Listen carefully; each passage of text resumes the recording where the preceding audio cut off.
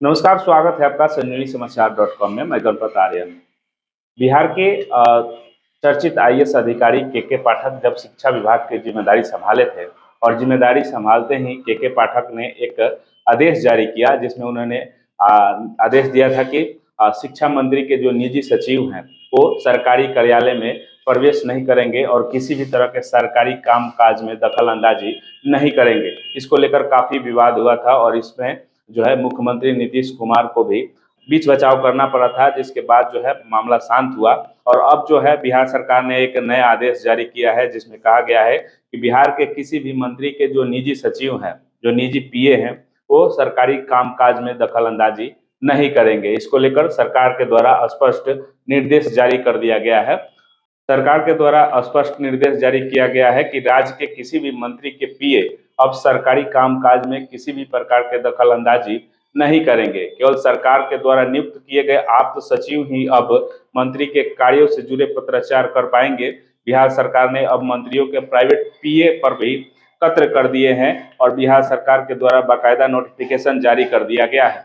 तो ऐसे में जो है बिहार सरकार के द्वारा मंत्रियों के प्राइवेट सचिव के कामकाजों में कटौती कर दी गई है। यानी बिहार में अब किसी भी मंत्री के पीए किसी भी सरकारी कामकाज से जुड़े पत्राचार नहीं कर सकेंगे। बिहार सरकार के मुख्य सचिव आमिर सुबहानी के द्वारा सभी विभागों को पत्र लिखकर इस संबंध में निर्देश जारी किया गया है।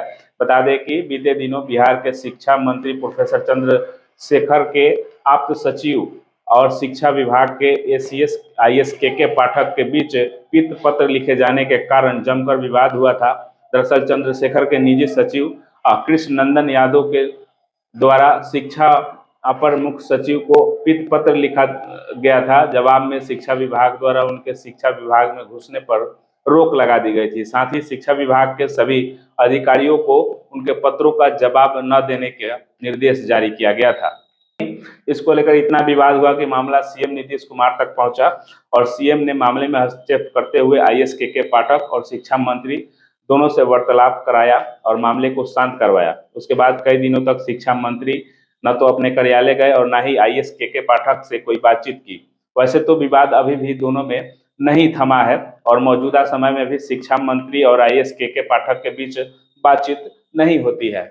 बिहार सरकार के मुख्य सचिव आमिर सुबहानी ने कहा है कि आप्त सचिव किसी भी विभागीय अधिकारियों के साथ विभागीय कार्य से संबंधित अपने स्तर पर मौखिक विमर्श, समीक्षा, दिशा निर्देश अथवा लिखित पत्राचार अब नहीं कर सकेंगे। बता दें कि सरकारी आप्त सचिव प्रशासनिक सेवाओं के नियुक्त पदाधिकारी होते हैं। उन्हें सरकारी नियमों प्रक्रियाओं के बारे में पूरी जानकारी होती है और इसलिए यह निर्णय लिया गया है कि मंत्री के आप्त सचिव जो सरकारी हैं उन्हीं के द्वारा जो है सरकारी कार्यों में जो है पत्राचार किया जाएगा। संबंधित कार्य एवं मंत्री के द्वारा सौंपे गए दूसरे अन्य कार्य कर पाएंगे। तो ऐसे में जो है अब बिहार सरकार के द्वारा जो है मंत्रियों के जो निजी सचिव हैं उनके कार्यों में कटौती कर दी गई है और किसी भी तरह के सरकारी कामकाज में दखल अंदाजी पर पूरी तरह से पाबंदी लगा दी गई है।